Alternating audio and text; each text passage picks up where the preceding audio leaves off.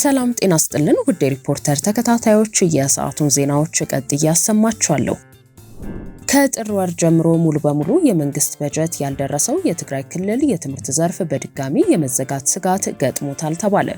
የትምህርት ቢሮ ለዓለም አቀፍ ማህበረሰብ አስቸኳይ እርዳታ ጠይቋል። የትግራይ ክልል የትምህርት ቢሮ ለትምህርት ሚኒስቴር እንዲሁም ለብሔራዊ አደጋ ስጋት አመራር ኮሚሽንና የትምህርት ዘርፍ ክላስተሮች በጻፈው ደብዳቤ ከጥቅምት ወር 2018 ዓ.ም ጀምሮ እየተቆራረጠ ሲደርስ የነበረው በጀት ከህግ አግባብ ውጪ በመቋረጡ ከጦርነት እያገገመ የነበረውን የትምህርት ዘርፍ በድጋሚ የመዘጋት ስጋት ፈጥሮበታል በማለት አስታውቋል። በጦርነትና ከጦርነት መልሶ በመቋቋም ሂደት ወደ 3 ዓመት ገደማ በርካታ ታዳጊዎችና ህፃናት ከትምህርት ቤት ውጪ መሆናቸው የሚታወስ ሲሆን የፕሪቶሪያው ስምምነት በኋላ በተደረገው ሂደት በክልሉ ካለው ከ2.57 ሚሊዮን የሚበልጡ አጠቃላይ ተማሪዎች ውስጥ 1.3 ሚሊዮን የሚሆኑትን ብቻ መመለስ በመቻሉ አሁን ትምህርታቸውን እየተከታተሉ መሆኑ ተገልጿል። ሪፖርተር ያነጋገራቸው የክልሉ የትምህርት ቢሮ ኃላፊ ዶክተር ኪሮስ ጉዕሽ አሁን መምህራን ቆመው ማስተማር እንዲችሉና የዕለት ተዕለት ማስተማር ሂደት እንዳይቋረጥ ለማድረግ በቅድሚያ የፌዴራሉ መንግስት ከህግ አግባብ ውጪ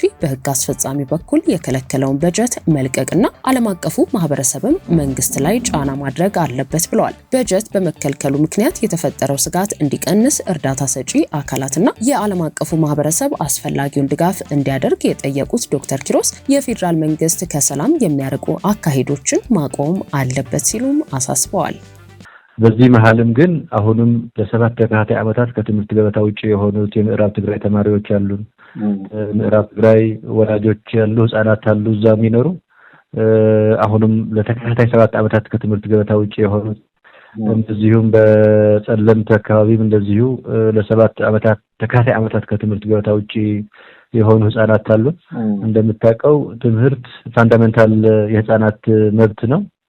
እዛ አካባቢ ያሉ ህፃናት ደግሞ ይህን ፋንዳሜንታል የሆነ መብት የመማር መብት ማግኘት ብቻ ሳይሆን አሁንም በእነሱ ላይ ግፍ እየተፈጸመ አሁንም በእነሱ ላይ አትሮሲቲ ችግር እየተፈጸመ ባለበት ሁኔታ ነው ያለው።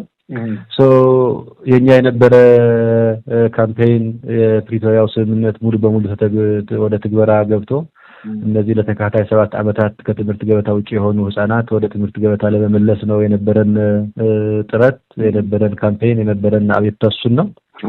ነገር ግን አሁንም ባልተሟላ ሁኔታ ሆነ ትምህርት ስንሰጥበት የነበረው አካባቢዎች ጭምር ከጥቅምት 2018 ጀምሮ ለትግራይ በፓርላማ የተመደበውን በጀት ከህግ አግባብ ውጪ የስራ አስፈጻሚ ዊንጉ ማለት ነው የፋይናንስ ሚኒስቴር ገንዘብ መላክ አልቻለም ወደ ትግራይ።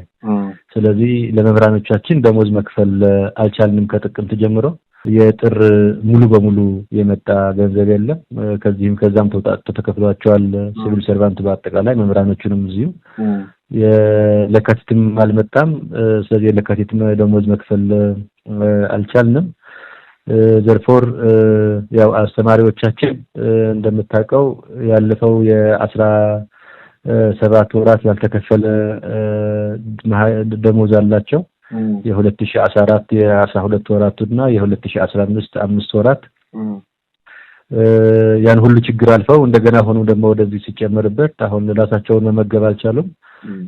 ቤተሰቦቻቸውን መመገብ የሚችሉበት እንትን የለም። ያው በደሞዝ የሚኖሩ ናቸው።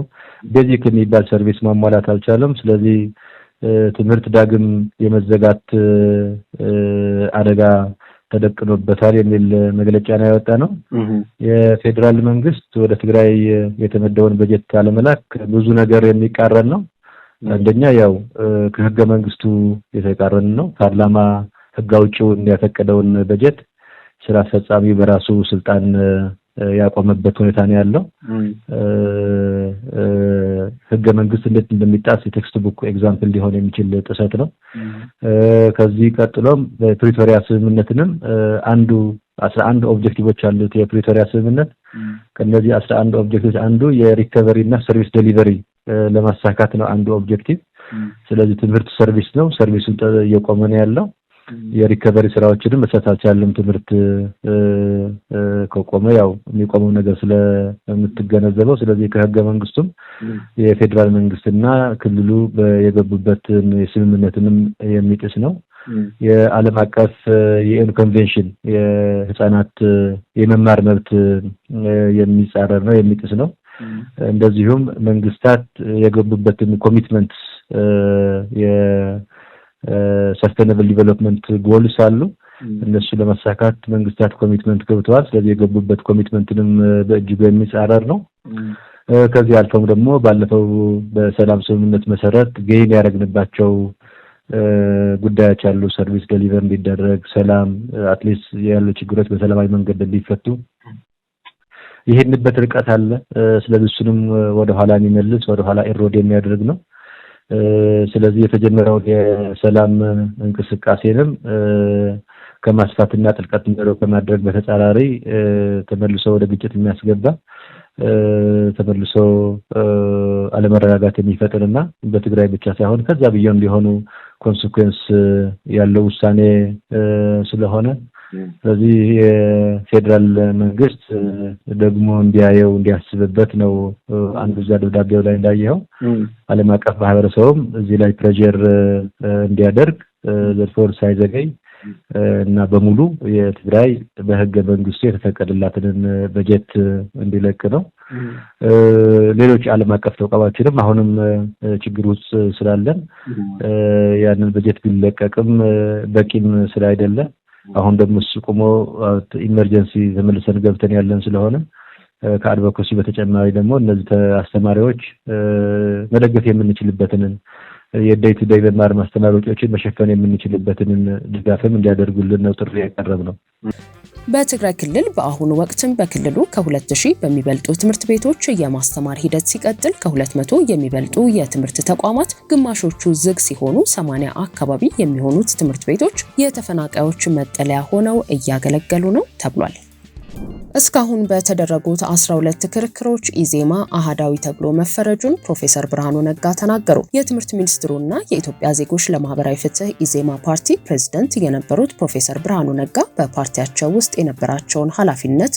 ለቀው ሽኝት በተደረገላቸው ወቅት ባደረጉት ንግግር 12 የምርጫ ክርክሮች መደረጋቸውን ጠቅሰው እስካሁን 3ቱ መተላለፋቸውን ገልጸዋል። ኢዜማን ወክለው የተከራከሩት አባላት ከዚህ ቀደም እንደነበሩት ሁኔታዎች በስድብ ሳይሆን የሐሳብ ብልጫ በማሳየት ተከራክረዋል ያሉት ፕሮፌሰር ብርሃኑ የብሔር ፖለቲካን አጥፊነትም በሚገባ አስረድተዋል ብለዋል። የሲባል ግን በሀገሪቱ ውስጥ ያሉትን የተለያዩ ብሔረሰቦች ባህልና ቋንቋ እንዳለማክበር አድርጎ በመውሰድ ፓርቲው ላይ አሃዳዊ የሚል ፍረጃ መቅረቡን በመጥቀስ ወቅሰዋል። አሃዳዊ በሚል አላዋቂ ፍረጃ የሚያቀርቡትን የሚያሳፍር ለሁሉም ኢትዮጵያዊ እኩል የዜግነት መብትና እኩል በሀገሪቱ ውስጥ ተሳትፎ እንዲኖረው የሚያስችል አስተሳሰብ ያለው መሆኑ ሊታወቅ ይገባል ያሉት ፕሮፌሰር ብርሃኑ የትኛውን ብሔረሰብ በብሔር ስር ተደብቆ የተለየ ተጠቃሚነት እንደማይኖረው ያመላከተ ነው ሲሉም ነው የተናገሩት። የኢዜማ ተከራካሪዎች በብሔር ስም የሀገሪቱን ሀብት የመዝረፍ ሁኔታዎች እንዳሉ ማሳየት ማቸው ነበር ሲሉ ማክለዋል። አገሪቱ ውስጥ ያሉትን የተለያዩ ዘውጌ ብሔረሰቦች ባህል፣ ቋንቋና ስነልቦናን አለማክበር እንደሆነ አሃዳዊ በሚል አላዋቂ ፍረጃ ኢዜማን ለማጥላላት የሚሞክሩትን የሚያሳፍር ለሁሉም ኢትዮጵያዊ ከየትኛውም ብሔረሰብ ይምጣ እኩል የዜግነት መብትና በሀገሪቱ ጉዳይ ተሳታፊነትን የሚያጎናጽፍ እምነት ያለው መሆኑን ማንኛውም ብሔረሰብ ከሌላው ብሔረሰብ ያነሰም ሆነ የበዛ ኢትዮጵያዊነት ወይንም በሀገሪቱ ጸጋ የተለየ ተጠቃሚነት ሊኖረው እንደማይችል ይልቁንም በብሔር ስር ተወሽቆ የሀገሪቱን የጋራ ሀብት በሙስና ለመመዝበር የሚደረገው ሙከራ ሁላችንንም ሀገራችንንም በእጅጉ እንደሚጎዳ ለማሳየት ነበር የኢዜማ ተከራካሪዎች የሞከሩት። በመጪው ግንቦት ወር የሚካሄደውን ጠቅላላ ምርጫ ተከትሎ የተለያዩ የፖለቲካ ፓርቲዎች በተለያዩ ሀሳቦች ላይ ያጠነጠኑ የምርጫ ክርክሮችን ማድረግ መጀመራቸው ይታወቃል። ወደ ቤት እየገባ ነው። እጅ ላይ ደግሞ ገንዘብ አልያዝክ። ባለቤት ደውላ ዛሬ ልጃችን ልደት ነው ስጦታውን እንዳትረሳ ስትልህ እሺ ብለህ ከዘጋኸው በኋላ የኤቲኤም ካርድ ከጠፋ ቀናት እንደተቆጠሩ ትዝ ሲልህ ድንገት ትቆማለህ። የቆመው ደንግጦ አይደለም መፍትሄ እንዳለው ሲያስታውስ ነው።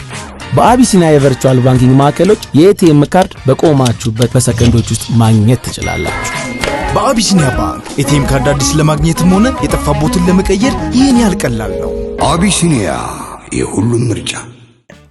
ከሱዳኑ መሪ አብዱልፈታህ አልቡርሃን ጋር ግንኙነት ያለው የሙስሊም ብራዘርሁድ እንቅስቃሴን አሜሪካ በአሸባሪነት ፈረጀች። በአልቡርሃን ስልጣን ላይም ጥያቄ ፈጥሯል። የአሜሪካው ፕሬዝዳንት ዶናልድ ትራምፕ አስተዳደር ከኢራን መንግስት ጋር ግንኙነት ባላቸው ድርጅቶች ላይ የሚወስደውን እርምጃ ሲቀጥል የሱዳን ሙስሊም ብራዘርሁድ የተባለው ቡድን አሸባሪ ብሎ ፈርጇል።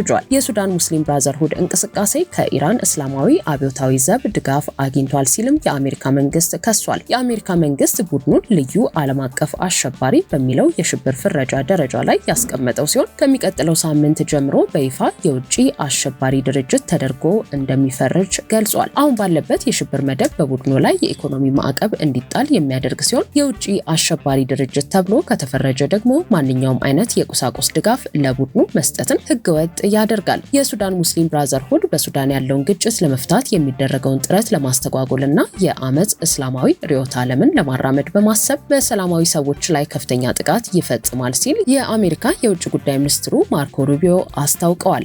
እንደ አውሮፓውያኑ አቆጣጠር በ2019 የሱዳን ሙስሊም ብራዘርሁድ የሚደግፈው የኦማር አልበሽር መንግስት መውደቅን ተከትሎ ቡድኑ ድጋፉን በጀነራል አብዱልፈታህ አልቡርሃን ለሚመራው የሱዳን ጦር ኃይል ወደሚደገፈው ንቅናቄ አድርገው የቆዩ ሲሆን አሁን አልቡርሃን ከፈጥኖ ደራሽ ኃይሉ አዛዥ ሐምዳን ዳጋሎ ጋር በገቡበት ጦርነት ላይ ሙስሊም ብራዘርሁድ ለአልቡርሃን ሰራዊት ድጋፍ እያደረገ መሆኑን ዘገባዎች ይጠቁማሉ። በሱዳን ጦርነት ውስጥ በእጅ አዙር መኖሯና ለፈጥኖ ደራሽ ኃይሉ ድጋፍ እንደምታደርግ የሚነገርላት የተባበሩት አረብ ኤምሬትስ የዋሽንግተንን የሽብር ፍረጃ በደስታ እንደተቀበለች አስታውቃለች። የተባበሩት አረብ ኤምሬትስ የአሜሪካ እርምጃ የፕሬዝዳንት ትራምፕ አስተዳደር በሰላማዊ ሰዎች ላይ የሚደርስ ጥቃትን ለማስቆምና በሱዳን ሙስሊም ብራዘርሁድ የሚደረጉ አለመረጋጋትን የመፍጠር ስራዎች ለመግታት ስልታዊ ጥረት ነው ብላለች። የአሜሪካ እርምጃ በቀጠለው የሱዳን ጦርነት ላይ ከፍተኛ ተጽዕኖ እንደሚኖረው እየተገመተ ሲሆን የሱዳን ሙስሊም ብራዘርሁድ በሽብር መፈረጅ የጀነራል አብዱልፈታህ አልቡርሃን ኃይልን የሚያዳክም ይሆናል እየተባለ ነው። ምናልባትም አልቡርሃን በጦርነቱ የበላይ መሆን ቢችሉ እንኳን የአሜሪካ አስተዳደር በስልጣን እንዲቆዩ እንደማይፈቅድ አሁን ከእስራኤል ጋር ሆነው በኢራን ላይ የሚፈጽሙትን ጥቃት ማሳያ በማድረግ አስተያየት እየተሰጠበት ነው። የትራምፕ አስተዳደር በቅርቡ በሊባኖስና ጆርዳን የሚገኙ የሙስሊም ብራዘርሁድ አባላትን በሽብር ፈርጇል። ውድ ሪፖርተር ተከታታዮች የሰዓቱ ዜናዎቻችን እነዚህ ነበሩ። ስላደመጣችሁን ከልብ እናመሰግናለን።